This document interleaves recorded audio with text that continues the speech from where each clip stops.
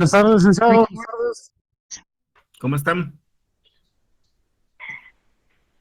Bueno, eh, para los que han estado pendientes de las publicaciones en el Classroom, eh, desde el domingo y el lunes les subí las presentaciones atinentes básicamente a los temas que vamos a tener para el examen parcial ahorita.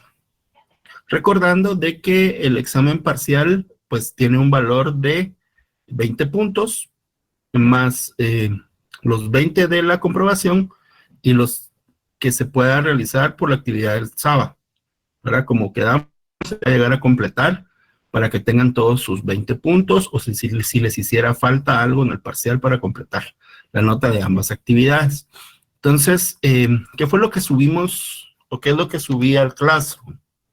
Pues son las presentaciones que les pueden servir de guía de todo lo que hemos dado en la clase para que ustedes pues tengan a bien usarla como una estructura lógica de cómo viene el examen. Es más que nada para que les sirva una guía, como una guía de estudio para que ustedes puedan pues encauzarse, dado que como verán es bastante amplio el contenido para este segundo parcial. Dicho lo anterior, lo que se subió a su Classroom, compañeros, y que vamos a utilizar en estas clases,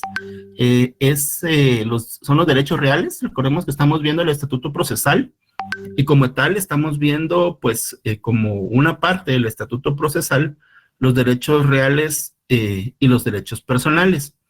Con respecto a los derechos reales, pues los terminaremos el día de hoy y daremos paso en esta misma clase a lo que es el derecho de los derechos personales esencialmente, ¿verdad? Entonces, les ruego por favor que nos ubiquemos en la presentación que se titula Derechos Reales.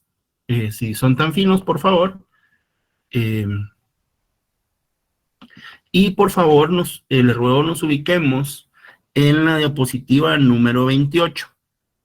La diapositiva número 28, compañeros, corresponde al último punto con respecto a los derechos reales, ya que como ustedes van a poder ver en los esquemas y en el contenido del resto de la presentación, pues los demás son puntos que ya tratamos en clases anteriores.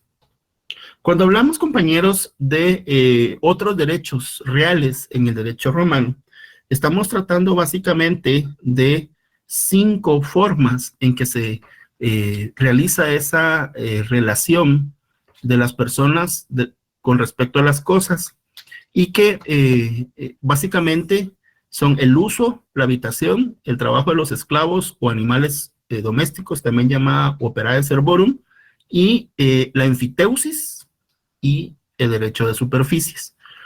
De estos, compañeros, básicamente hasta el día de hoy, vamos a entender que el uso y la habitación van a seguir siendo parte de nuestro sistema jurídico civil sustantivo, y que el trabajo de los esclavos, queda eliminado definitivamente desde, desde finales del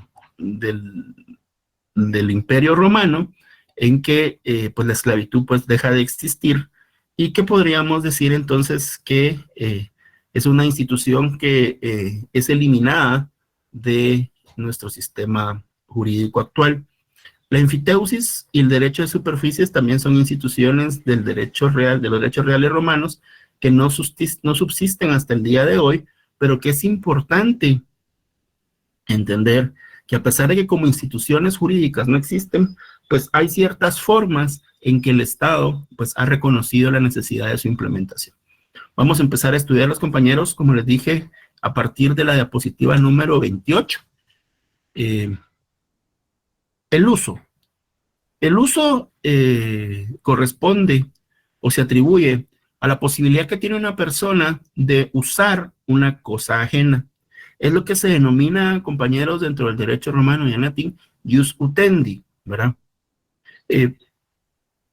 No solamente le da la posibilidad a quien usa la cosa de poder utilizar el bien, sino también puede disponer de los frutos que produce esta cosa? Esencialmente, de las cosas que producen los frutos naturales, ¿verdad?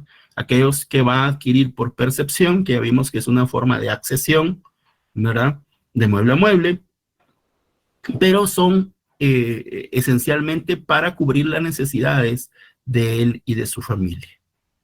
En nuestro ordenamiento jurídico guatemalteco, compañero civil, esta forma de uso es muy dada, por ejemplo, en las áreas de las fincas de la costa sur o del altiplano, en que a los que habitan, a los indígenas o los trabajadores de las fincas esencialmente de café, pues se les da la posibilidad de utilizar cierto terreno y en ese momento pues pueden utilizar los frutos que siembran ahí, por ejemplo el maíz, el frijol, pero nunca deja de ser propiedad del finquero o el dueño de la tierra. Ese es un ejemplo que podemos ver al día de hoy con respecto al uso.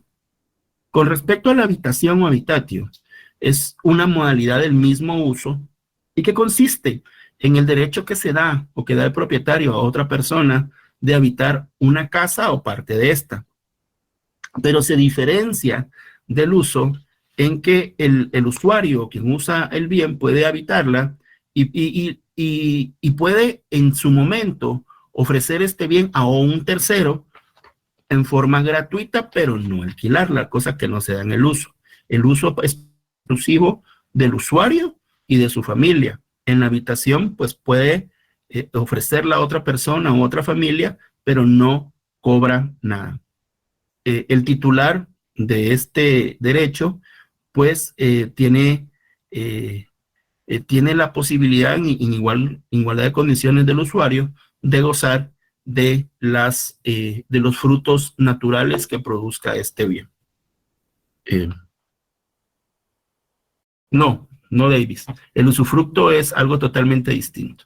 El usufructo es un derecho, una concurrencia de derechos reales que está legalmente constituida y se da la utilización, el usufructo es la disgregación de las facultades del derecho de propiedad en sus mismas facultades inherentes, valga la redundancia, del uso y del disfrute a favor de una persona, pero también puede tener la posesión, ¿verdad? Y el propietario solamente se guarda, por decirlo de algún modo, la disposición. Eso quiere decir la posibilidad de enajenarla, de cederla, arrendarla, de cederla, perdón, de venderla o de donarla. Esas son las facultades que el propietario de una forma voluntaria se limita, ¿verdad? Es diferente. Los usos, y es más, el usufructo tiene otra característica que puede venderse. En cambio, vemos que el uso y la habitación no, son derechos totalmente gratuitos, ¿verdad? En el caso del uso, pues no se puede arrendar a un tercero, y en el caso de la habitación, pues sí se puede, siempre y cuando esta forma de cesión de la casa que se habita, pues sea en forma gratuita. Encontramos, compañeros, como otro derecho real del derecho romano, el trabajo de los esclavos o de animales domésticos, también lo que se llama opera de servorum. Su origen también reside generalmente en ciertas disposiciones testamentarias, es decir, que muchos de los derechos reales, compañeros, en este caso específico, pues nacían de la disposición de el de cuyus, cuando éste fallecía, que hacía en su testamento. Sí, Alex. Buenas tardes, licenciado, con una pregunta en el primero que es el usufruto, ¿verdad? Digamos, la persona tiene el goce de los frutos que en esta se encuentre, pero ¿se puede vender esos frutos o solo es, digamos, exclusivamente para consumo, digamos, de la persona? Bueno, en el caso del usufructo, que ya le dije que no es lo mismo que el uso y la habitación, puede venderlos. En el caso del uso y la habitación, sí son solamente para beneficio de su familia y de la persona. Por eso se llaman derechos reales precarios, porque son para que la familia, la persona y su familia puedan subsistir. En cambio, el derecho de usufructo sí da la posibilidad que no solamente puedan percibir los frutos naturales, sino que la persona usufructuaria pueda disponer de los frutos civiles, es decir, aquellos que se producen día con día y que se producen en forma de una ficción legal para el hombre, como el caso de los intereses o las rentas. ¿Sí, Sony? Buenas tardes, licenciado. Buenas tardes. En ese caso, ¿hay algún documento al de propiedad, o sea, de tener en uso y Sí, poderlo habitar? ¿Y los algún romanos, documento? los romanos aceptaron que los contratos, o en este caso la constitución de los derechos reales, pudiera darse incluso de forma verbal, pero lo común es que hubiera un documento o que se firmara un documento en el cual se cede este derecho, cosa que, por ejemplo, ahorita en Guatemala o actualmente, pues no sucede. Las personas que llegan a vivir las fincas, pues les dan esos terrenos y muchas veces carecen de documentos que puedan probar este derecho real, ¿verdad? Realmente los dueños, los terratenientes, los dueños de las fincas, en muy pocas ocasiones le dan al trabajador algún documento que pueda servir para dar un bien, ¿verdad? ¿Quién tiene ahí abierto el micrófono? Bueno, continuemos. Como les decía, el trabajo de los esclavos y de los animales domésticos pues tiene su origen en ciertas disposiciones del decuyus o del testador. Frecuentemente se establecían legados a una persona para la utilización de uno o varios esclavos y también se le legaban como parte, recuérdense que el legado es la disposición particular que hace el testador de uno o varios bienes en beneficio del eres o el heredero, ¿verdad? Podía legarle el uso de esclavos y de animales domésticos como parte de ese legado, y en síntesis era la facultad de gozar de la actividad de uno o varios esclavos llamados servus o de los animales domésticos que eran ajenos. Esta facultad, a partir de Justiniano, pues se configura como una especie de servidumbre ya diferente.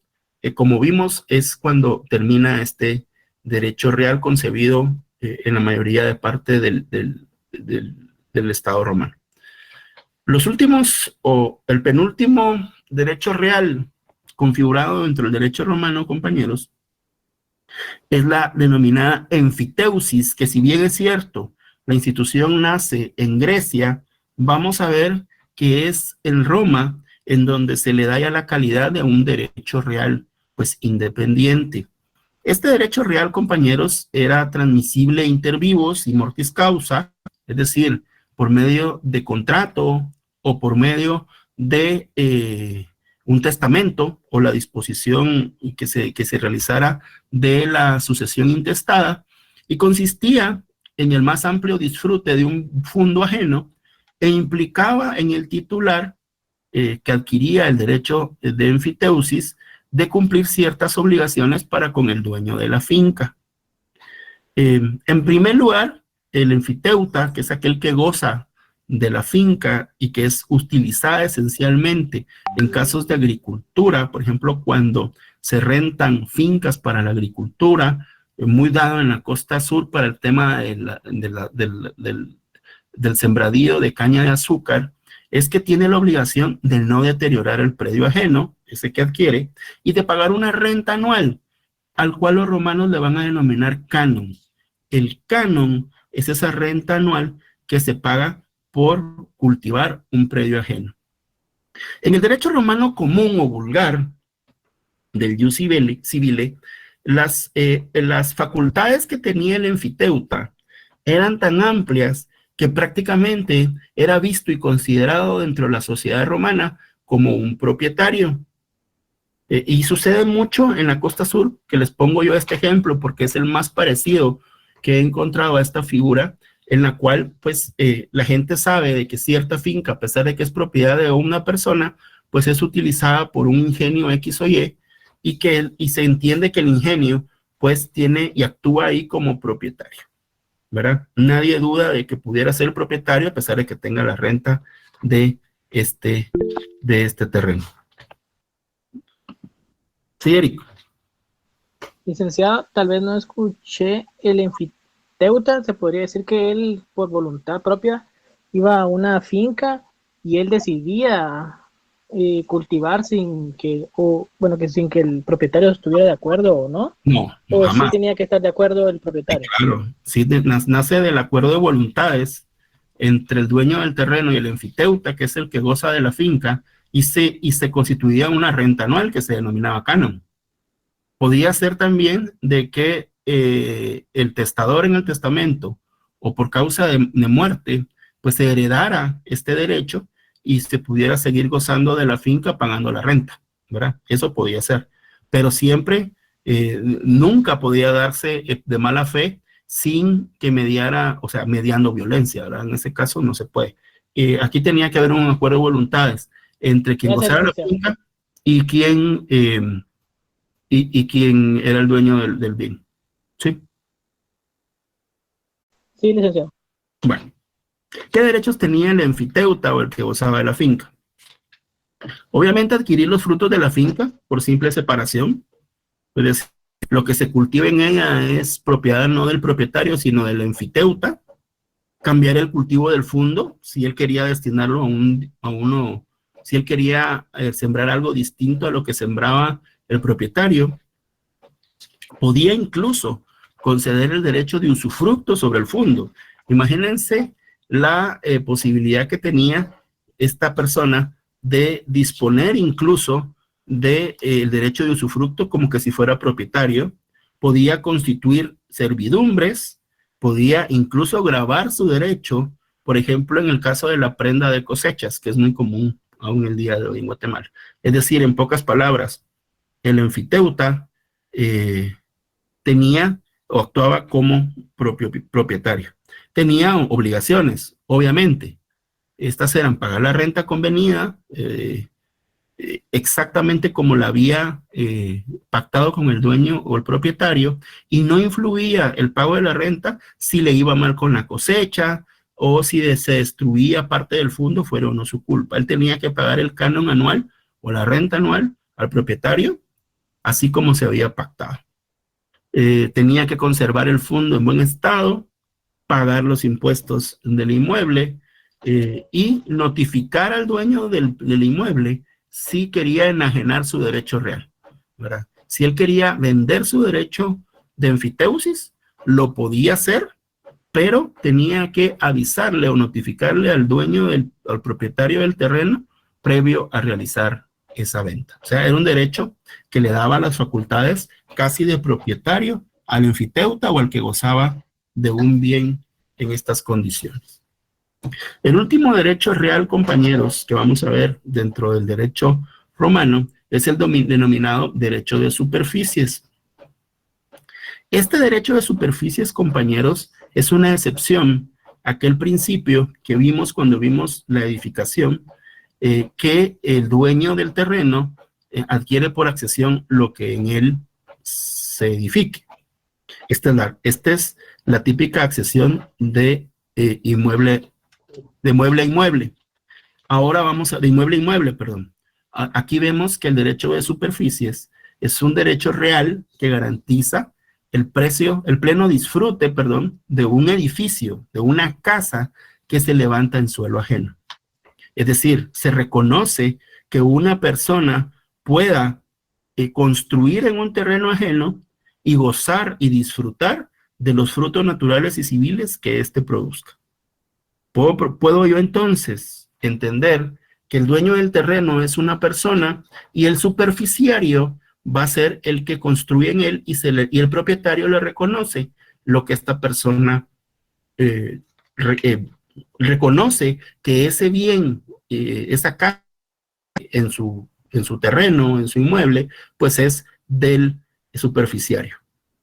Era transmisible tanto mortis causa como inter vivos, es decir, por medio de contrato o por medio de testamento, o se incluía en la masa hereditaria, ¿verdad?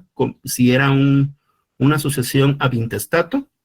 Su configuración, sí es cierto que fue tardía dentro del derecho romano. En la etapa antigua y clásica, vimos que el principio que regía era el que hemos venido hablando de la accesión, en que el dueño de un fondo adquiere por la misma accesión lo que se construye en él, y en el caso del derecho de enfiteusis que vimos anteriormente, pues lo que se plantase en él. que es el principio, compañeros, que rige en nuestro ordenamiento jurídico civil actualmente, exceptuando las áreas que son propiedad del Estado y que son administradas por la Oficina de Control de Reservas del Estado, denominado CRET, que si bien es cierto, ustedes pueden ver, compañeros, que la misma Constitución Política de la República establece que todo lo que se construye 100 metros a 100 metros de la orilla de los ríos y lagos y 200 de los mares o de la costa del mar, pues pertenece al Estado. En este caso, las personas construyen sus casas de playa o sus casas de descanso, pero no son propietarios del terreno. El Estado de Guatemala les garantiza y les reconoce ese derecho de edificar, solamente que eso lo reconoce el Estado como mejoras al terreno. Pero jamás el Estado establece, ni se ha dado el caso, en que establece el principio de que por accesión son dueños de lo que se construye. Si quisiera el Estado adquirir una de esas casas, por ejemplo, debe pagar por ellas una indemnización de las mejoras, en este caso, o podría expropiarla si ese fuera o si fuera la intención del Estado.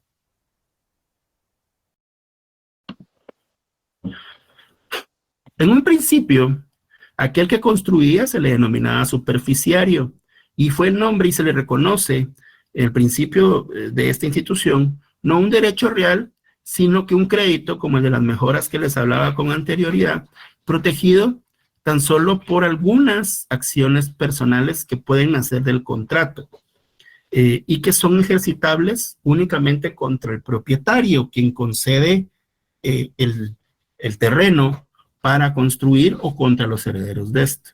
Posteriormente, compañeros, ya vamos a ver que en el derecho justinianeo, estamos hablando del derecho que está incluido en el corpus juris civilis, se concedió al superficiario no una acción personal, como al inicio, sino una acción real, un actio in rem, y se configuraba el derecho de superficie ya como un derecho real directamente ejercitado sobre la cosa y que era defendible incluso erga omnes, de ahí la calidad de acción y derecho real.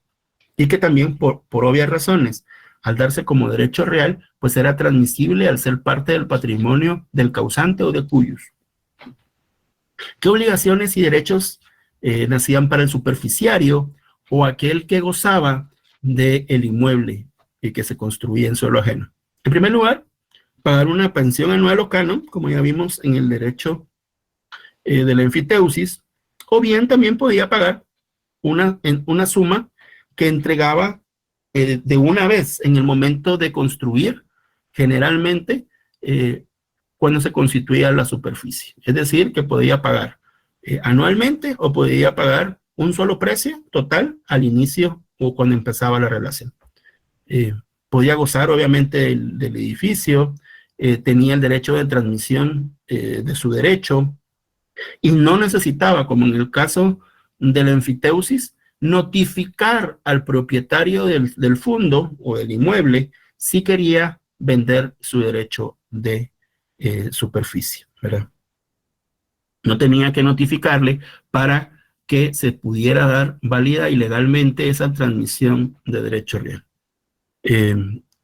Para proteger ese derecho, compañeros, el superficiario goza de un interdicto, es decir, de una acción que planteaba ante el pretor y de otras acciones que vamos a denominar como actio confesoria, que también vamos a ver que es propia para ejercitar y defender el derecho de servidumbre que ya vimos en clases pasadas. Bueno. Compañeros, estamos ante la presencia, tal vez de las instituciones más recabadas que han existido y que existirán en la historia del derecho. Es difícil a veces, y esa es una valía que tenemos dentro de este curso, que podemos ver el derecho, podemos verlo desde una forma integral. Eso quiere decir que es la posibilidad de estudiar el derecho, como lo hemos estado viendo, compañeros, casi que en un flash de tiempo, pues nos da la posibilidad de sintetizar muchas situaciones en la cual, pues a lo largo y eso fue lo que sucedió en mi caso particular cuando estudié el derecho civil, en esencia, es poder observar desde un punto de vista bastante amplio el derecho. Y es que simplificaron el estudio del derecho y nos dieron la posibilidad de estudiar el derecho mediante las instituciones jurídicas, basándola en dos grandes esquemas. Los derechos reales que ya vimos, que son los derechos derechos o relaciones jurídicos sociales de las personas con respecto a sus bienes, y los derechos personales. La diferencia clásica, compañeros, y eso es pregunta de examen seguramente, ¿cuál es la característica esencial de los derechos reales? Pues que son oponibles erga omnes. Eso quiere decir, compañeros, que el titular de un derecho real, sea este el más amplio como el de propiedad, o uno de los derechos reales que nacen de las facultades propias de la fórmula de la propiedad, tales como el uso, la habitación, el disfrute, el usufructo, la copropiedad, pues son oponibles en contra de todo el mundo. Vamos a encontrar entonces que ese esquema es completado mediante lo que se denominan derechos personales. Esos derechos que se ejercen de persona a persona. De ahí viene la palabra. Y que, a contrario en su sentido contrario a como los romanos lo establecían, pues establece relaciones jurídico-sociales entre una persona denominada acreedor, que tiene un crédito a su favor, en contra de otra persona que le debe, denominado deudor o creditor. El acreedor va a asumir el nombre de creditor. Por eso les ruego, porque compañeros, ¿sí, Sony? Sí, licenciado, perdón, ¿me podría repetir cuál es la característica del derecho real? Los derechos reales tienen la característica de ser oponibles erga omnes. Eso quiere decir que el titular de un derecho real, sea este, el de propiedad, o sea este, el de una parte, un derecho real que no es el más amplio, tal como la posesión, tal como el disfrute, etcétera, pues puede oponer este derecho frente a otra persona. El titular de un derecho real lo puede defender en contra de cualquier persona que quiera invadirlo o perturbarlo en su derecho real. ¿Está contestada la pregunta? Bueno, Eric. Sí, gracias. Sí, Eric. Esta característica erga omnes significa cosa defendible y cosa transmisible. Eso significa... Erga omnes significa que lo puedo defender en contra de todo el mundo. Mi derecho real lo puedo defender en contra quien quiera perturbar o quitarme ese derecho real. Si usted es dueño o poseedor de algo, tiene la posesión de un bien, pues usted puede defenderlo en contra de cualquiera que se lo quiera quitar. En un momento no sabe quién puede ser, o puede ser que nunca suceda. Esa es la característica principal, y esa es la oponibilidad erga omnes. Erga significa contra todos, omnes, los hombres. Mi derecho real lo puedo oponer y hacer defender contra todo el mundo. Esa es la definición. Gracias, Alex. Bueno, entonces les ruego, compañeros, que nos vayamos a la diapositiva que dice fuentes de las obligaciones 1. Son tan finos. ¿Ya todos estamos ahí? ¿Sí? Bueno.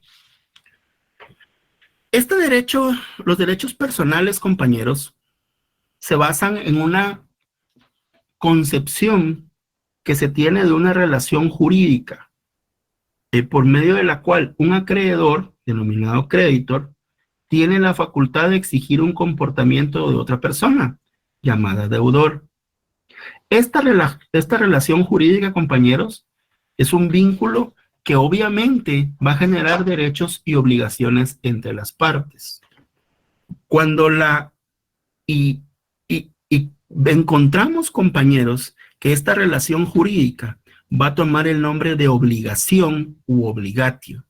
Repito, La obligatio es toda relación jurídica o todo vínculo que genera derechos y obligaciones entre las partes, que nace de una relación jurídica en la que un acreedor o denominado creditor tiene la facultad de exigir un comportamiento de otra persona denominada deudor o débitor. Bueno, ¿cuáles son los antecedentes de las obligaciones? Que vale decir, compañeros, que son la base de todos los derechos personales. Es decir, cuando yo me constituyo en deudor de alguien, cuando yo me considero constreñido al cumplimiento de algo a favor de otra persona, pagar, entregar, hacer o abstenerme de hacerlo. ¿Cuáles son los antecedentes? El antecedente más antiguo de las obligaciones, compañeros, es la esponcio, o el juramento que se hacía ante los dioses. Como parte del derecho natural, compañeros, la esponcio hizo nacer las obligaciones entre las personas, entre un acreedor y un deudor, por juramento o por acto que se celebraba ante los dioses, dado que entendemos, compañeros, que es parte del derecho divino, esa constricción que tienen las partes de cumplimiento ante los dioses, y que origina un nexum. Eso quiere decir una sujeción que incluso es material. Eso quiere decir que el juramento de cumplimiento de algo, de pagar o de entregar o de hacer, que se hace ante los dioses, origina incluso, compañeros, ese apoderamiento personal en caso de aquel deudor que no cumpla, ¿verdad? La obligación, compañeros, nace como como algo denominado prenda universal. Quiere decir, compañeros, que hasta el año 324 antes de Cristo, con la ley Poeteria Papiria, existía la sujeción personal del deudor frente al acreedor en caso de no pago.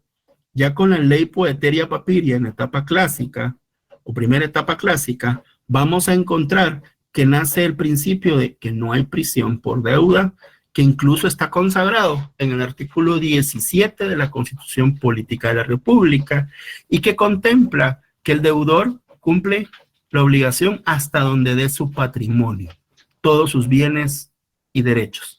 Todos sus bienes y derechos van a responder por las deudas que éste tenga. ¿Cuáles son el contenido o cuál es el contenido de las obligaciones? En primer lugar, dar, entregar algo a una persona. El deudor se compromete a entregar algo a otra, una cantidad de dinero, un vehículo, una casa, y consiste en trasladar la propiedad de un bien en favor de un tercero, en favor de una persona determinada, que generalmente es el acreedor. También conlleva la posibilidad, compañeros, de no dar. Es el derecho de abstención. Por ejemplo, sucede en los casos, compañeros, en que alguien suministra algo a otra persona o a otra entidad, se compromete mediante la obligación de no dar a no entregar a determinada persona tal bien o tal servicio. Eso se denomina no dar.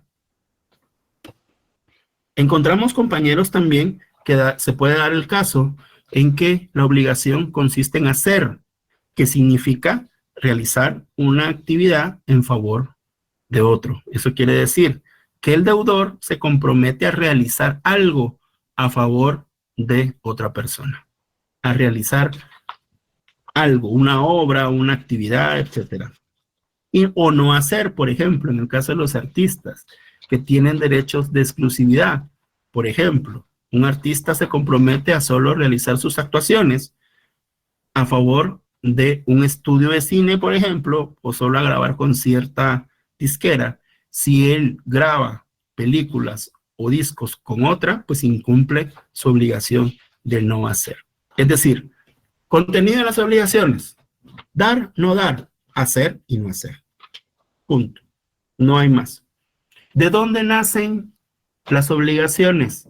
¿Cuáles son esos actos voluntarios o hechos que no dependen de la voluntad del deudor, perdón, nazcan, o de las partes, para que nazcan las obligaciones. En primer lugar, los delitos, los préstamos, las estipulaciones y los contratos.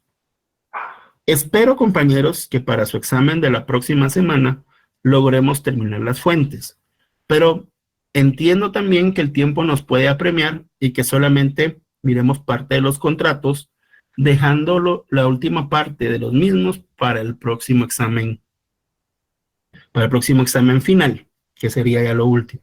¿Por qué esto, compañeros? Porque ustedes van a ver sus obligaciones completamente en 2 cursos de su derecho civil, y lo van a ver conmigo en una semana, pues sería antitécnico.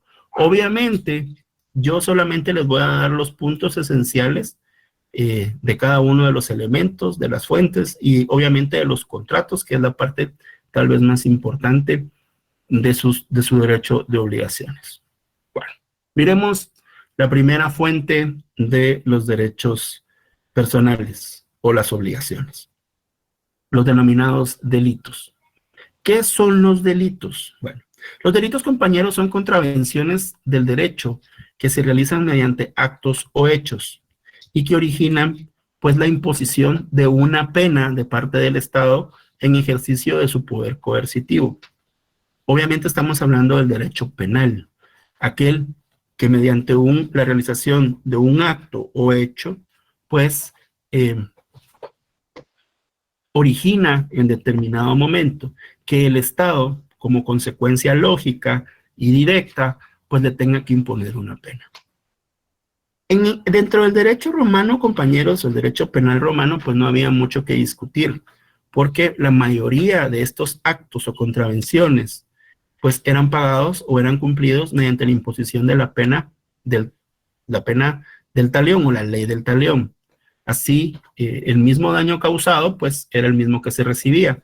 No obstante, los romanos, compañeros, diferenciaron básicamente aquellos actos o contravenciones al sistema penal o a los bienes jurídicos que protegía el Estado en aquellos graves, denominados crímenes, y que se ventilaban estos en juicios públicos que no admitían un resarcimiento pecuniario como pena.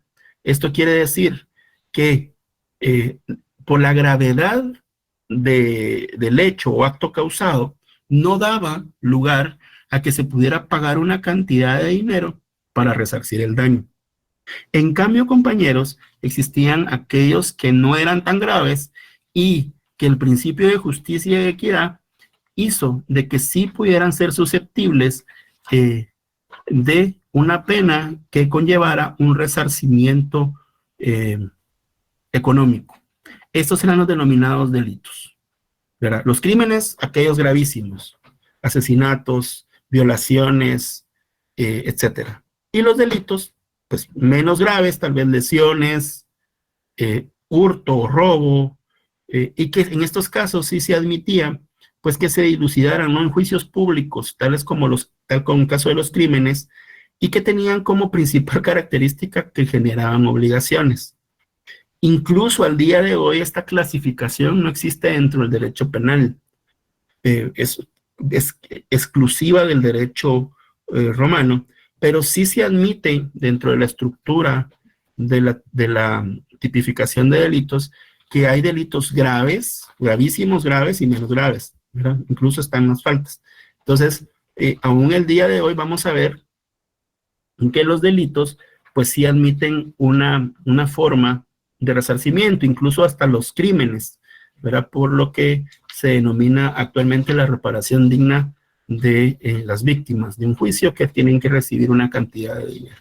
Pero en esencia los delitos, compañeros, eran actos que eran perseguibles porque estaban tipificados en una ley. Recordemos que todos los delitos deben estar incluidos en el texto de una ley, es la característica de tipicidad, y que también podían estar incluidos en alguna sentencia de los pretores dentro del derecho edictal, ¿verdad? Era dable, compañeros, que los pretores pudieran incluir al derecho honorario, es decir, aquel derecho que nace de sus sentencias publicadas en edictos, algunos delitos que pudieran originar, pues este tipo de obligaciones. El momento en que nacen las obligaciones, compañeros, de los delitos es cuando se daba el pronunciamiento de la pena después del juicio de parte del juez. Y generalmente, compañeros, consistía en un múltiplo del daño causado o del valor del bien que se había propiciado. Duplo, triple, cuádruple, ¿verdad? Era lo común para determinar la pena resarcitoria en estos casos. ¿Cuáles eran las clases de delito que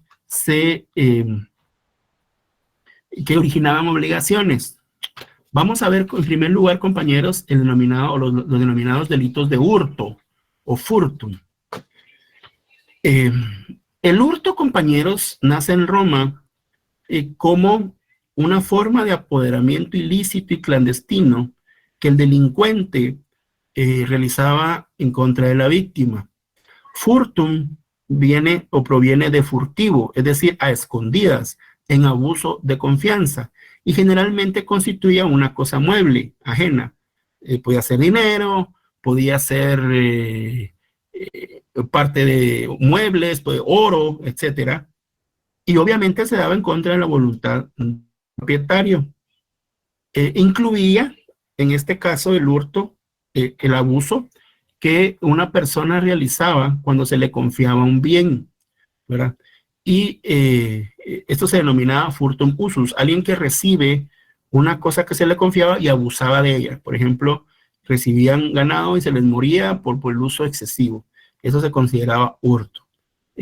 También conllevaba o contenía la sustracción de la posesión, y este es un caso bien especial, porque es el único caso que se podía dar el hurto por el mismo propietario. Y este caso de hurto se daba cuando el propietario que entregaba una cosa en garantía de una obligación, es decir, ignoraba la cosa, pues la quitaba en forma con violencia o sin violencia al acreedor, o la vendía a un tercero si en caso él no había trasladado la posesión del bien. Es decir, el propietario que daba en garantía un bien mueble de él, que se ignoraba, la prenda, si la vendía o desapoderaba al acreedor de la prenda entregada, pues también cometía el delito de hurto. Ese es un caso especial que no está contemplado, por ejemplo, en nuestra legislación penal actual.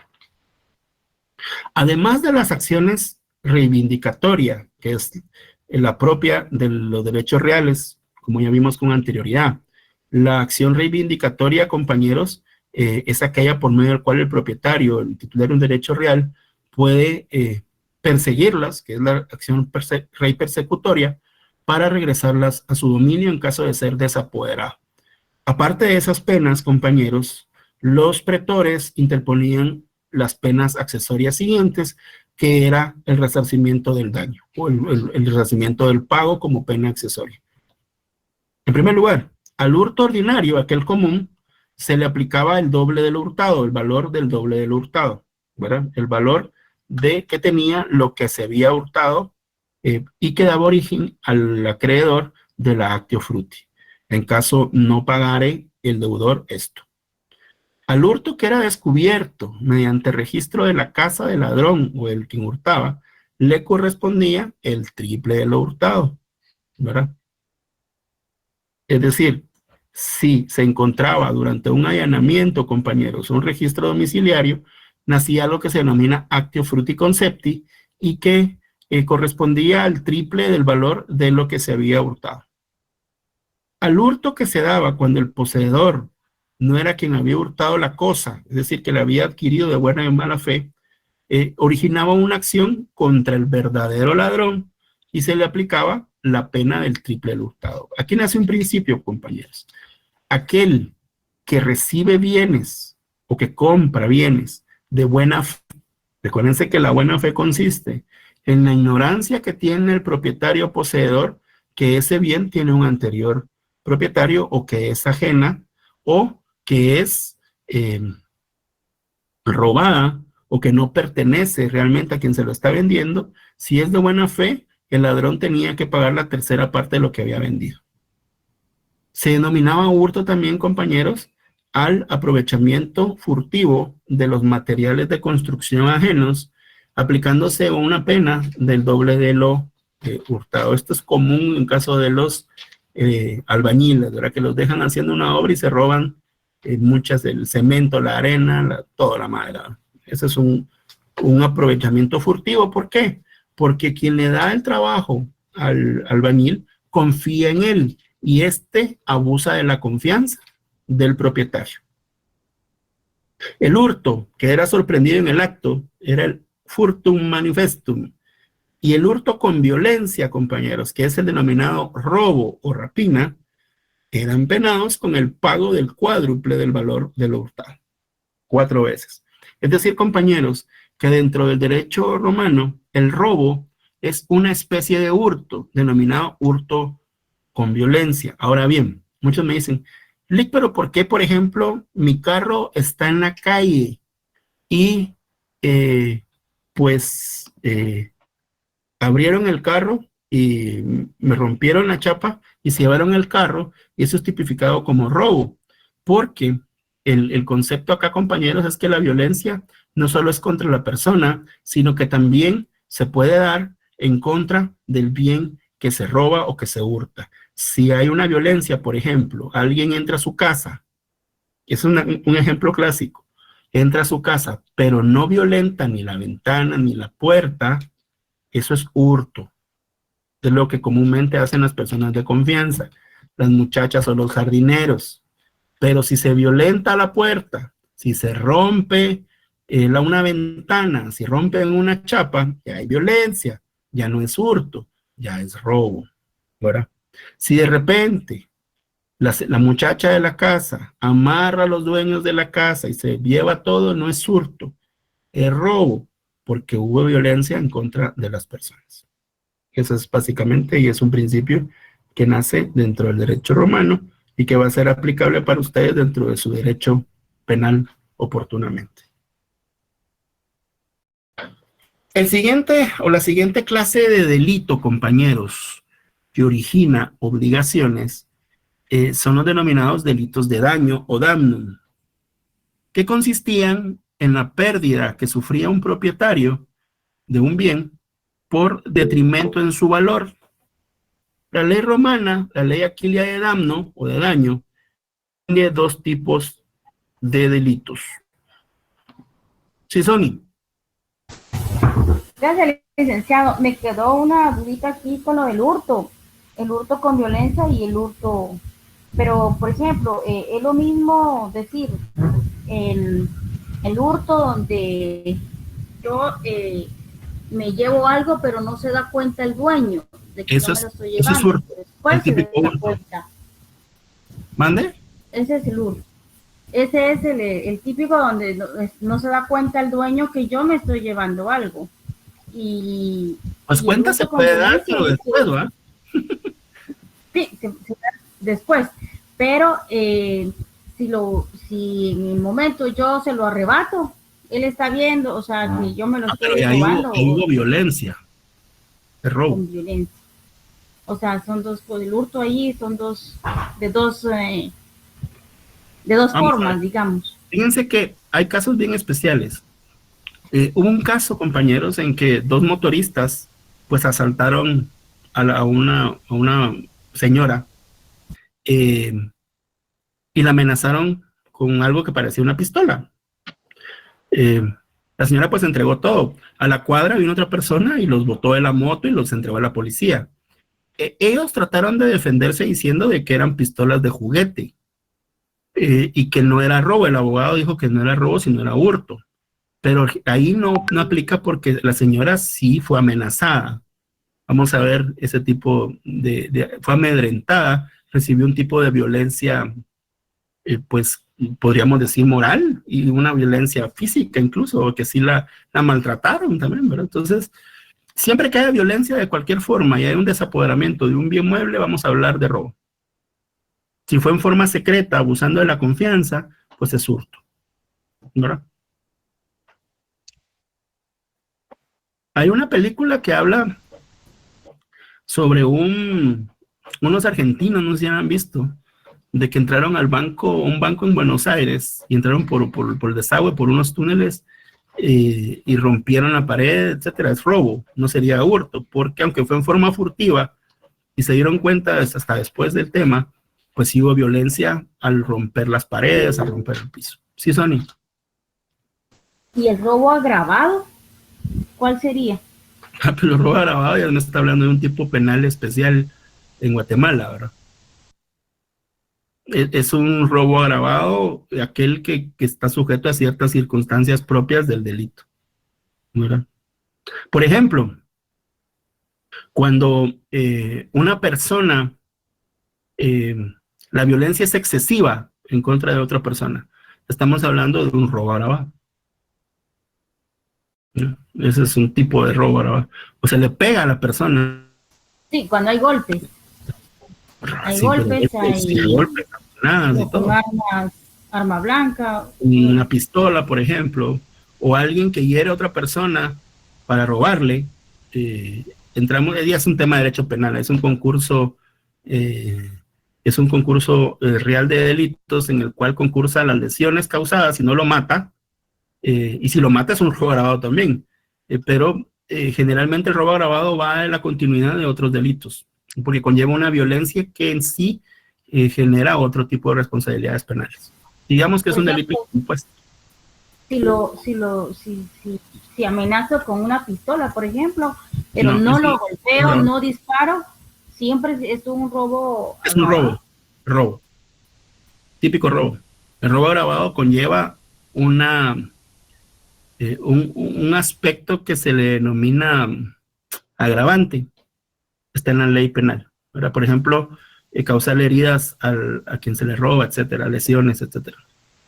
Por ejemplo, el robo de vehículos es un robo agravado. Está considerado un robo agravado. Eso, porque yo he visto casos, licenciado, donde sí le imputan el robo agravado porque roban un vehículo, pero no hay violencia. O sea, no hay arma blanca, no hay... Pero si hay violencia en contra del objeto. Bueno, lo arrebatan y se lo llevan. Claro, y violencia. Sí, es robo. Muy discutible, porque hay casos en que no le hacen nada al carro y ya tienen las claves para entrar, ¿verdad? Hasta las llaves. Eso para mí técnicamente sería un hurto, pero generalmente se le aplica robo. Los romanos en este caso que diferenciaron el hurto con el hurto con violencia, pues era castigado de diferente manera entonces, o sea, ellos sí diferenciaron el castigo del hurto. El hurto con violencia era el cuádruple, ¿verdad? De lo que se habían hurtado o robado. Aparte de las penas que pudieran ponerle, ¿verdad? De prisión, etcétera. Muy bien, gracias, licenciado. Sí, Luis Fernando, buenas noches. Sí, buenas noches, Rick. Aprovechando, agradeciendo por el tiempo del sábado, estuvo excelente la charla y todo. Qué bueno que le gustó. Sí, respecto al tema, me surge una duda. Yo he visto cierto cuestionamiento, o más que todo un planteamiento de un caso de manera hipotética respecto al hurto. El caso lo voy a narrar de esta manera. A ver. Una persona va a salir de viaje y él en algún momento dice, bueno, el vecindario donde vivo es común que en algún momento se entren a las casas y roben las pertenencias, ¿verdad? Entonces él dice, voy a dejar X cantidad de Coca-Colas con determinado veneno dentro del refrigerador, por si alguien las toma, pues algo le pasa, ¿verdad? Resulta que él se va de viaje y entran unos ladrones, vacían la casa y como se están cansados, dice, bueno, tomémonos una Coca-Cola porque hay mucho calor y estamos cansados, toman las Coca-Colas y cuando él regresa de viaje ve a todos los ladrones muertos, ¿verdad? Entonces, el cuestionamiento que hacen en ese caso hipotético es si en algún momento por él tener esa premeditación, él es culpable de eso, o porque los ladrones entraron a su propiedad y son responsables por sus acciones, ¿verdad? ¿Qué opinaría usted al respecto en ese caso hipotético? ¿Cuál es mi opinión? ¿Es correcto? Mira, pues,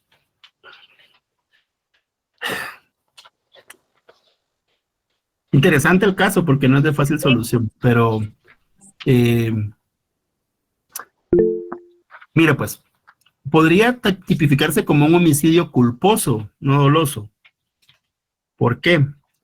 Porque no hay animus necandi. El animus necandi es yo tengo la intención de matar a alguien o a determinado grupo, por ejemplo. En este caso, él es un hecho futuro incierto que no depende de él, porque pudo haber llegado su abuelita que tenía llaves y se tomó la Coca-Cola. Entonces, si hay un homicidio. Si se logra comprobar, esto sí se tipificaría un homicidio. Muy difícil de comprobar, pero sí se tipificaría. Pero no... En el caso de los otros, pues ya no hay pena que ponerles porque usted los mató en el caso, ¿eh? Pero hubiera sido un hurto.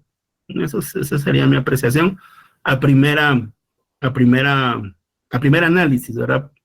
Si hay cámaras, por ejemplo, etcétera, donde él pone el veneno y todo, pues pero sí cabría como un homicidio culposo. Es lo mismo que yo le diría que entren unos ladrones y coman racumín, ¿verdad? Entonces, ¿qué culpa tiene el dueño de la casa si tenía el racumín ahí en el comedor? O sea, me explico, es bien complejo de saber la intencionalidad, pero podría ser un homicidio, ¿verdad? Había un caso, por ejemplo, que a mí me da risa, pero es cierto, que esto lo contó mi suegra, creo yo, una vez, que una señora en determinado momento le dijo, es que no sé qué hacer con mi marido, que no se siente, no se mejora, dele racumín, le dijo otra, pero era en broma, y le dio racumín, y el señor empezó a sentirse peor, que se lo vuela. Imagínense si lo hubiera matado, hubiera sido homicidio, ¿no? Pero no era intencional, ella pensó que racumín no era lo que era, ¿verdad? Sí, Sony. Sí, licenciado, qué interesante lo que comenta aquí el compañero Luis. Y sí, usted tiene razón, yo concuerdo con su... Sí, habría homicidio. Teoría. Sí. Puede ser un homicidio culposo, ya que la intención del señor era matar al que se entrara a su casa. Esa es la premisa, ¿verdad? Esa es la premisa. Y que realmente no le robaron nada, porque no, ahí están todas sus cosas, ¿verdad? Entonces, ¿qué defensa tiene? Sí, obviamente. Pero estaban dentro de la vivienda, Lick. Sí, pero miren, pues, vamos. Si alguien quiere alegar, por ejemplo, que entraron a su casa y no tienen permiso para entrar, obviamente sí hay una legítima defensa, si él estuviera ahí, pero él al no estar en la casa, ya la legítima defensa sería si él llegara y lo encontrara y fuera amenazado, podría darles muerte si fue amenazado, ¿verdad? Pero en este caso particular, pues no habría delito que perseguir en contra de eso, están muertos. Entonces, obviamente, si se logra establecer que él ya sabía que iban a entrar a su casa, por ejemplo, sin saber las personas, imagínense, es que es bien complejo. ¿Quién puede salir de su casa, saber que le van a robar y no dejar, por ejemplo, un chucho, pues, o alguien que cuide su casa para mientras? Cámaras, por ejemplo. Pero... Cámaras. ¿Cómo? Cámaras, Lick, también, escondidas de alguna manera. Tantas cosas que hay. Entonces, es complicado, pues sería complicado imputarle incluso el homicidio, pero puede darse. Él podría aducir que hay un allanamiento de morada. Pues podría ser. O sea, como defensa. Muertos sí. Mire, como defensa yo puedo argumentar mil cosas. Por ejemplo, yo puedo tener en mi casa veneno, pues si no es un delito. Si ellos se lo tomaron fue su problema. Pero, por ejemplo, si alguien grabó, miren, voy a dejar Coca-Cola con veneno para el primero que entre en mi casa, se las tome y es muy complejo determinar el agente, el objeto y la intención. Técnicamente es bien complejo. Imagínense. Es como, por ejemplo, alguien que deje una trampa para osos en su jardín y se metan y ven una persona y se quede ahí y se muera desangrada.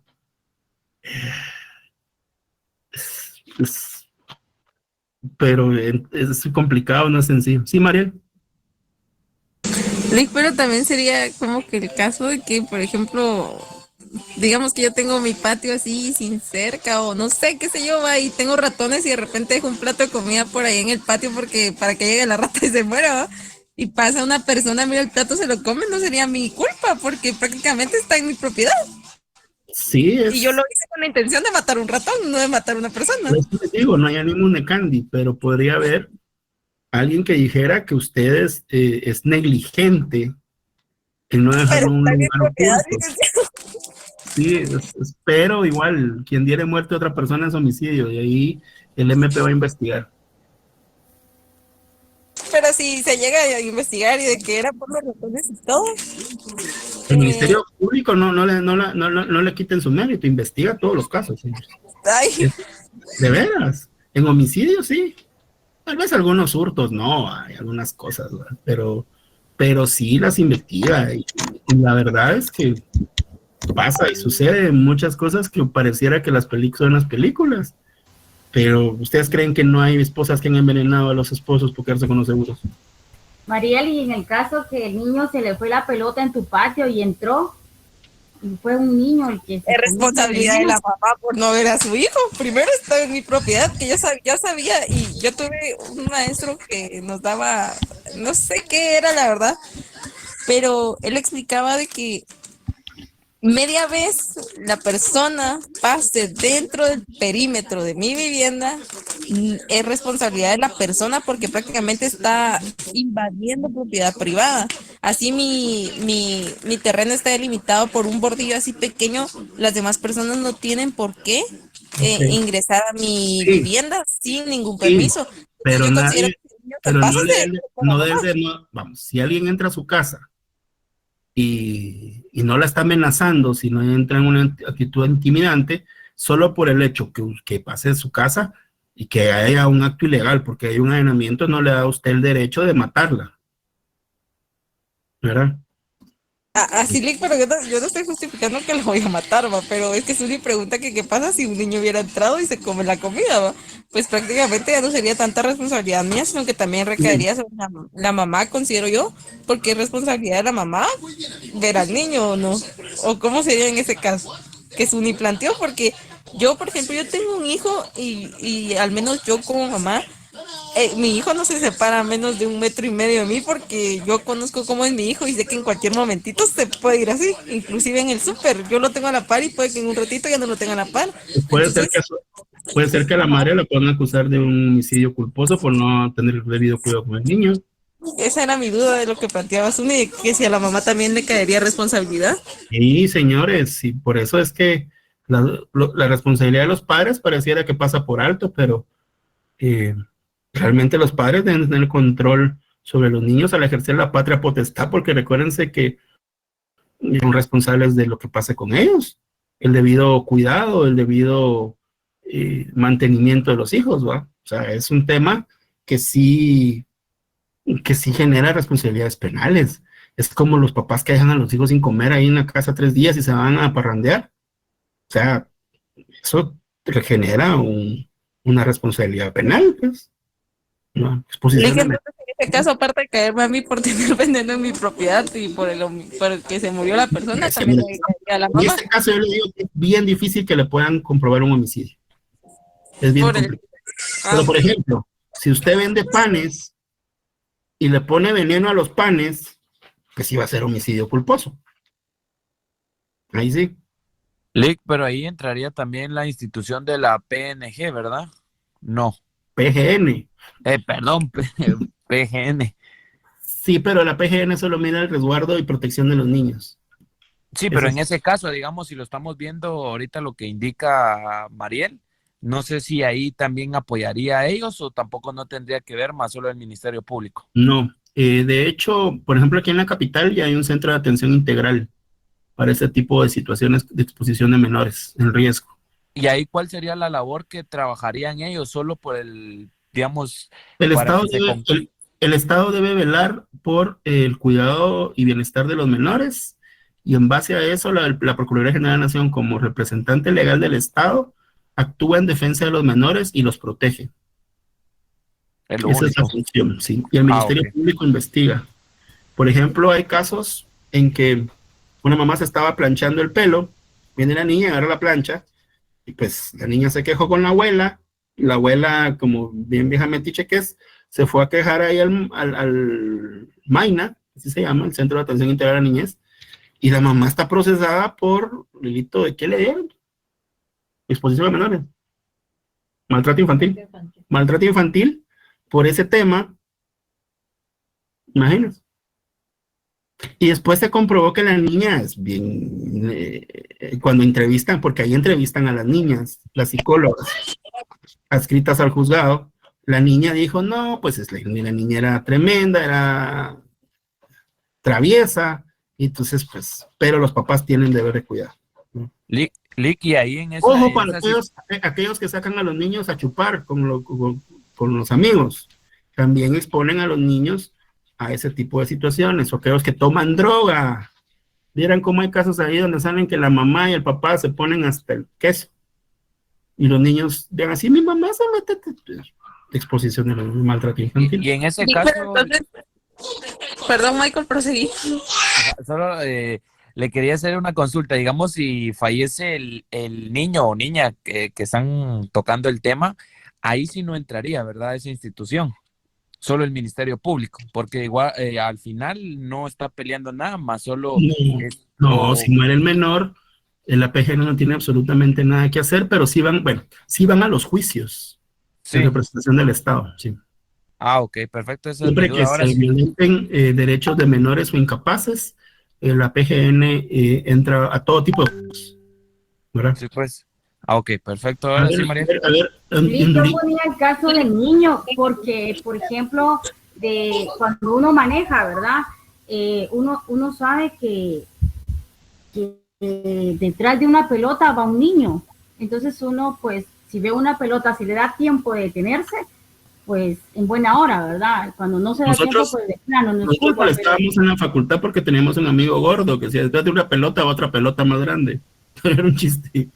Generalmente sí, ¿verdad? En los barrios, en Estados Unidos pasa de que hay ciertas velocidades que no pueden ser superadas en áreas donde hay niños, ¿verdad? Sí pasa. ¿Es Fernando? Eli, gracias por la aclaración y el tema. Tal vez nos desviamos un poquito, pero está interesante.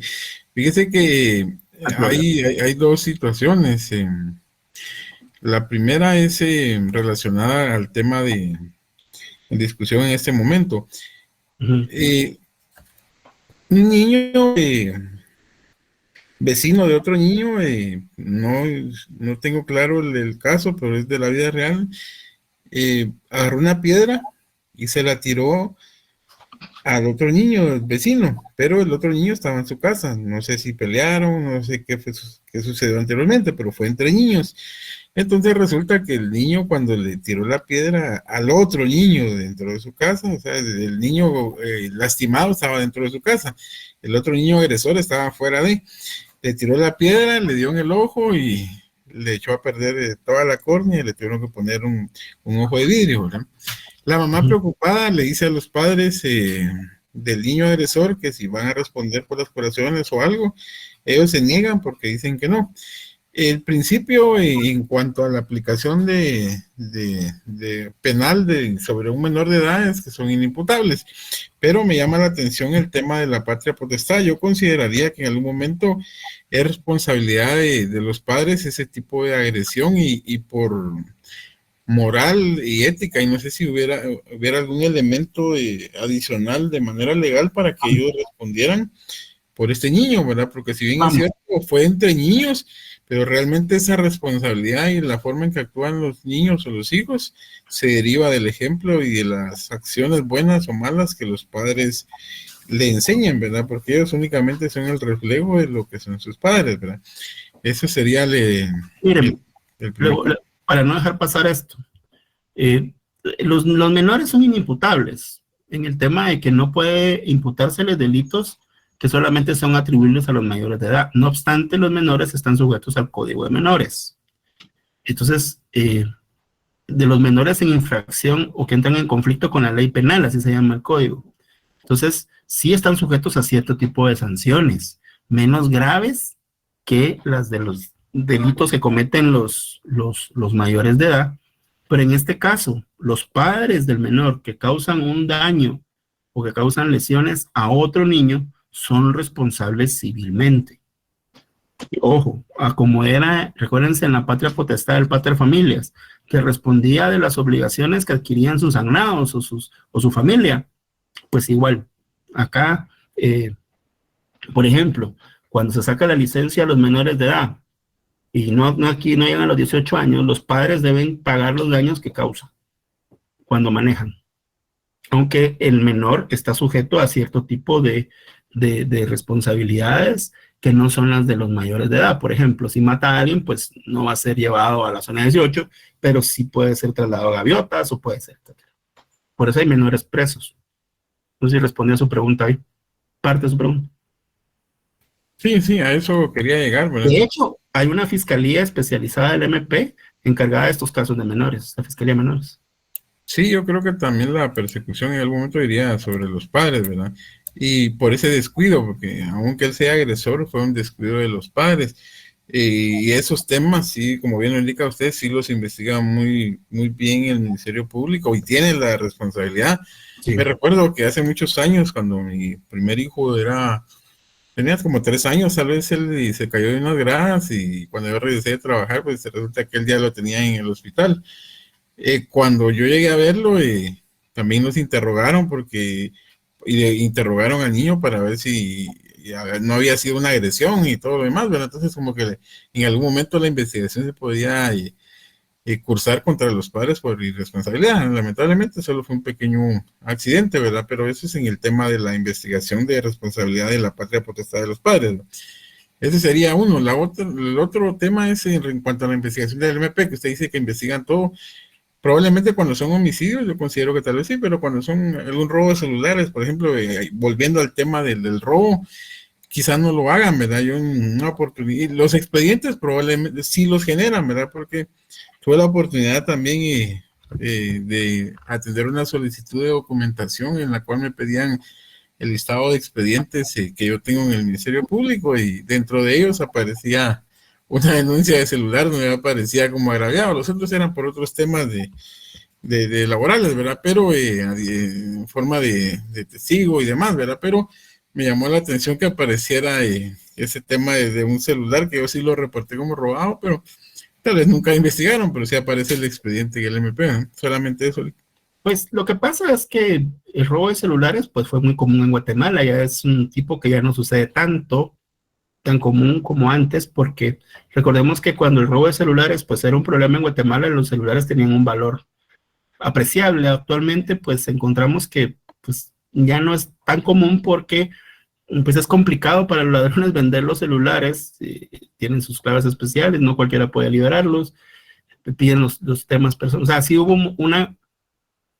medidas que atenuaron el robo de celulares que ya no suceden. Entonces, pero el Ministerio Público tiene por ley que investigar todo, por lo menos lo tuvieron que haber citado, ¿verdad? Pero hay muchos casos que los dejaron ahí tirados, porque también a veces es imposible determinar quién fue el culpable. Juan Carlos. Sí, yo tuve una experiencia también con un robo de un celular, me recuerdo yo, y en esa ocasión me puse de salsa, así. Me ¿Cómo robaron el así? celular y no lo di por perdido nunca, sino que seguía a los ladrones, que si venía una patrulla y los agarraron. Y me recuerdo que me dijeron a mí los policías que si yo quería ir a poner la denuncia y que me tenía que ir a la carceleta con ellos prácticamente, a tribunales, a la torre de tribunales, a testificar, ¿va? Y la cuestión es de que si fuimos y hasta donde yo me enteré, a los patojos les dieron 10 años por robo de celulares. ¿Qué robo era, va? El que Y se lo peor de realiza, todo que el que se realiza en motocicleta o en vehículo. y lo peor de todo es de que era como una pistola de aire. Sí, pero igual usted se sintió violentado, usted no iba a ponerse a preguntar, ¿será de verdad? Probala, pues. No. Exacto, sí. Sí, eso Yo no sé recuerdo si yo, alguien, eso fue hace yo no como sé si alguien 4 años. Sí, yo no sé si alguien ha tenido la experiencia de que lo encañonen. ¿Vieron qué fue eso? Es horrible. Y lo maltratan a uno. Hijo de madre. Eh, entonces, esa es violencia. ¿Sí, Esmelda? A mí me encañonaron, Lick, 2 veces. Puchis. ¿Y qué le 2 robaron? veces. A mí no me pudieron robar nada porque casi nunca cargo nada de valor, pero Por eso le el pegaron. susto que me llevé, me amordazaron, me pusieron las manos hacia atrás de la silla del escritorio y me pusieron la pistola en la cabeza. La montaron y ya, yo sentí que ahí me quedaba. Y la Sí, otra es vez fue en terrible. un centro comercial. Es increíble. Una vez fue en mi trabajo y la otra vez en un centro comercial. Es tremendo. Sí, es feo. Horrible. Es la peor experiencia que he vivido en mi vida después de haber tenido hijos. A mí con un machete. No, hombre, eso es una vez, ¿no? Ya, bueno. Claudia.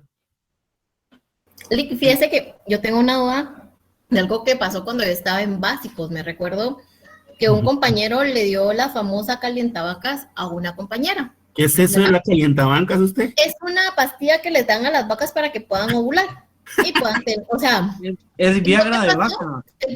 El patojo bruto se la dio completa por lo que nos contó la muchacha. Claudia, se llama yoimbina eso, no ¿Cómo no la mataron? Un cuarto de pastilla se le da. Lo que pasó es de que la intoxicaron y la muchacha fue a parar al hospital, o sea, Se murió de amor. no, y lo que pasó es de que contaban los muchachos de que el muchacho que se la dio, porque se la dio, no sé ni cómo se la dio, Y si pero se eso hubiera fue un muerto, caso famoso. si hubiera O sea, muerto era homicidio culposo. y la muchacha fue intoxicada, y la Se pudo tuvieron haber- que se pudo desintoxicar. haber- se pudo haber muerto. Ajá, entonces estábamos como en segundo básico, me recuerdo yo, y al joven no solo lo sacaron del colegio y por lo que nos enteramos que lo mandaron los papás a los Estados Unidos y les fue a rogar a los papás de la patoja que no lo metieran preso porque los papás ya estaban haciendo como poniendo denuncia por intento de violación, ¿verdad? Porque lo que quería el patojo era como que la patoja se enamorara de él, pero no de esa forma. Después pidió conocer al torito. Cabal. Entonces, fatal, pues, entonces, no sé qué tipo, o sea, a mí siempre me quedó la Es duda, un yo dije, homicidio, pues, si hubiera muerto el homicidio. si se hubiera muerto, ¿qué pasó? O si hubiera podido violar a la muchacha, o sea, o sea, y yo digo, si tenemos entre 15 y 16 años, que, o sea, más o menos esa edad ¿El tiene código de menores en conflicto con la ley penal? No, yo en mi área nunca he llevado, para serles honestos, un caso de menores, pero sé que las penas pues no son tan sencillas, no son tan graves como homicidios, pero incluso muchas maras usan a los menores de edad para cometer sicariato por eso, porque las penas pues una vez tienen mayoría de edad pues son liberados, no son trasladados a la derecha. O sea, por ejemplo, Va primero Juan Carlos y después va María, por favor. eso quiere decir que, por ejemplo, yo tengo un ejemplo. Yo tengo 17 años ahorita. Cometo o sea, soy sicario, menor de edad. Mato a un piloto de bus. Pero cuando lo mato yo tengo 17 años. Pero póngale, el miércoles cumplo los 18. La fecha del hecho es la que marca su inimputabilidad. ¿Es juzgado como menor? Como menor. Sí. Así pasa, así es. Sí, Mariel. ¿Tiene algún otro delito que quiere investigar? No, yo no cometo delitos. El de la pastilla de la vaca va a ganar El hoy, diversificado, seguro. nosotros tuvimos la experiencia de que, ya estábamos en quinto, ya se supone que somos personas responsables de nuestros actos, ¿no? Y teníamos una compañera que consumía sustancias ilícitas, ¿verdad? Y comíamos las drogas. muchas galletas y cosas por el estilo con hierbitas, ¿no? Y de la casualidad que un día, para el cumpleaños de uno de nuestros amiguis, esta compañera se ofreció a hacer el pastel, pero, o sea, como nosotros éramos nuestro grupito así muy cercano, nos lo repartimos en el colegio porque nosotros ya sabíamos cómo de marihuana. Espérenme. La que fíjate que como nosotros teníamos hora de almuerzo porque nos tocaban clases a veces tarde y salíamos a las 4, pues a la hora del almuerzo nos repartimos el pastel y había una compañera que nos caía muy, muy mal, de verdad. Y ella necia, insistente que quería pastel y nosotros no. La que es de que en eso cabal nos daban media hora de almuerzo, se acabó, nosotros recogimos todos nuestros cuadernos y corriendo para la puerta porque si no me dejaban a uno afuera de la clase. cuando nosotros llegamos resulta que al pastel le faltaba cierta cantidad, pero era muy grande. Y si uno se pasa la cantidad, puede terminar hospitalizado y demás. La cuestión es de que al día siguiente, los papás de esta muchachita en el colegio, averiguando de quién era el dueño del pastel y todo, los papás ya habían ido a poner la denuncia de que habían drogado a la niña y todos paniqueados. Al menos yo me salvé porque en ese caso yo sí comí, estaba en el grupito, pero yo me hice la loca, yo no soy responsable de nada, dije yo. Y Yo a estaba la de compañera uno. esta que llevó el pastel, no, yo sí llegué a estudiar fresh. Entonces, pero la compañera que había llevado el pastel, la compañera esta que nos caía mal dijo quién había llevado el pastel. Y mire, la muchachita no podía ir a estudiar, no podía hacer nada, porque los papás insistían de que ella la había drogado dándole el pastel. Y después nos tocó ir a todos a dirección a Mire, hablar, porque sí, que no sé qué. es un caso Incluso la típico. podían, ajá, le estaban, no sé qué, porque por envenenamiento, intento de no sé qué chingados le estaban acusando, porque la otra se comió el pastel Por por eso un necio. consejo sano cuando se estén drogando en grupo, díganle a todos que se están drogando, porque si alguno de ellos no sabe y le pasa algo, el culpable es el que le dio, el que participó en el acto. Usted es culpable, Mariel, porque no le dijo. Ojo, A mí me caía mal. no le estoy hablando en serio. O sea, alguien que si nos hubieran podido echar la culpa a todos los que Sí, comimos pastel, sí, porque ustedes sí sabían, pero nosotros lo dejamos ahí, Cómplices lo de comer dejamos ahí pastel. y ahí vamos para pero la eso, clase. pero eso ya es negligencia. ¿Ya vieron? Ojo, todo genera responsabilidades. Todo O genera sea, que si responsabilidades. en dado caso los papás hubieran querido ponernos cargos a todos, lo hubieran podido hacer.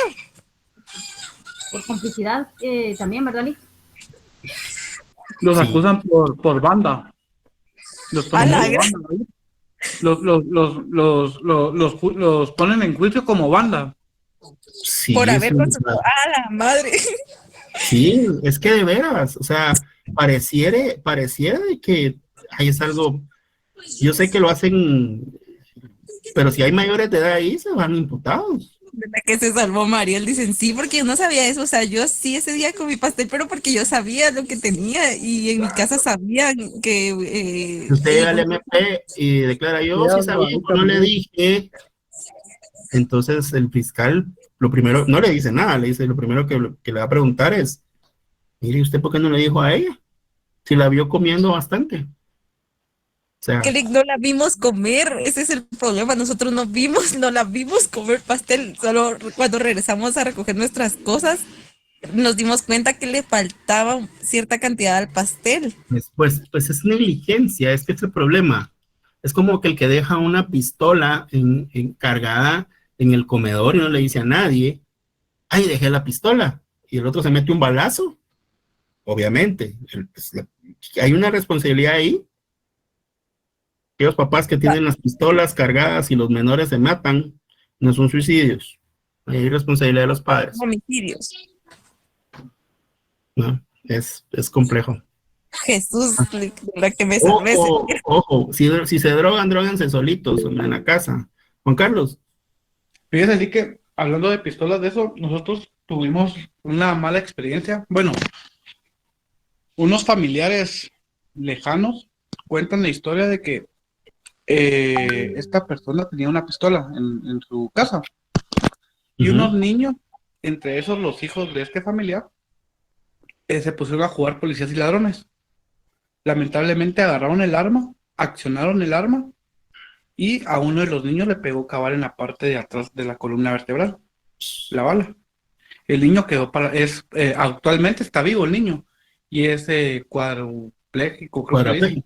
Cuadrapléjico, exacto.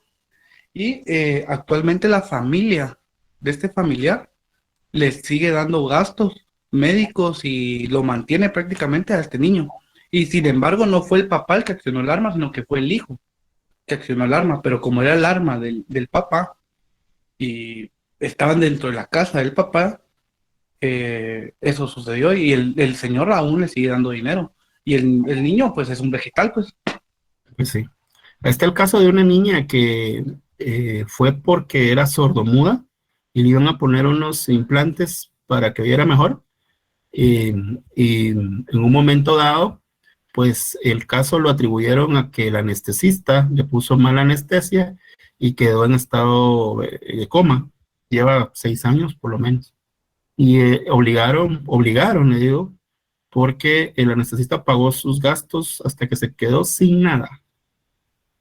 Todo Eric, genera pero consecuencias. eso, por ejemplo, si los padres están conscientes que el niño presenta algún tipo de alergia y todo, nunca lo han hecho, pero saben que el niño puede tener afecciones o es alérgico a cierto tipo de cosas y viene, lo llevan a operación, la persona que coloca la anestesia no lo sabe porque no se lo indicaron, o los papás en ningún momento dijeron nada y cuando se les preguntó, ellos dijeron que el niño todo perfecto, todo bien. ¿Qué Por eso, pasaría en el caso? generalmente cuando entran cualquier paciente a los hospitales firman un formulario. Los padres, ajá, pero en ese caso si los padres quieren tomar acciones legales, pero sería responsabilidad de ellos por no saber. Si no lo pusieron en conocimiento del médico tratante o el anestesista o el equipo de médicos, sí, es responsabilidad de ellos. Sí, porque por ejemplo, mi nene es alérgico a la anestesia. Y en una operación pequeña que le hicieron de bebé casi se queda el nene. Y el que lo estaba operando era mi cuñado. Pero no sabíamos en ese momento que él era alérgico hasta ese momento. Entonces, si en caso le hubiera pasado algo al nene, que por cierto ya estuvo de cumpleaños, por eso ven ahí los globitos, ya 13 años tiene, imaginas, pues mi cuñado no hubiera tenido responsabilidad porque no se sabía, pero hay papás que saben, por ejemplo, en el caso de los sordomudos, después de estudiar el caso, porque es un caso que defendí yo, los sordomudos, los niños sordomudos que sufren alguna manipulación en sus oíditos, pues tienen un síndrome que pueden entrar en ese estado de coma. Por eso es un síndrome muy especial y el cual solo se puede determinar mediante estudios de ADN que los papás nunca quisieron realizar en su momento. Ahí se paró el pago y todo, pero ya el doctor estaba en quiebra, ¿verdad? A mi cliente. Le destruyeron la carrera porque él era anestesista oficial de Tinescan. Pues no puedo decir marcas. Bueno, compañeros, estuvo amena la conversación. Vamos a dejar acá la clase. Terminamos el próximo viernes. Esperemos que nos dé tiempo de terminar por lo menos las obligaciones hasta los contratos. Y que entre en el examen. Lo que doy en clase, señores, ¿verdad? Básicamente. Lo que empezamos a ver de derechos reales hasta la última clase que tengamos el día viernes. Así que, feliz noche, compañeros. Se la pasen bien. Nos vemos el día viernes. Suerte mañana.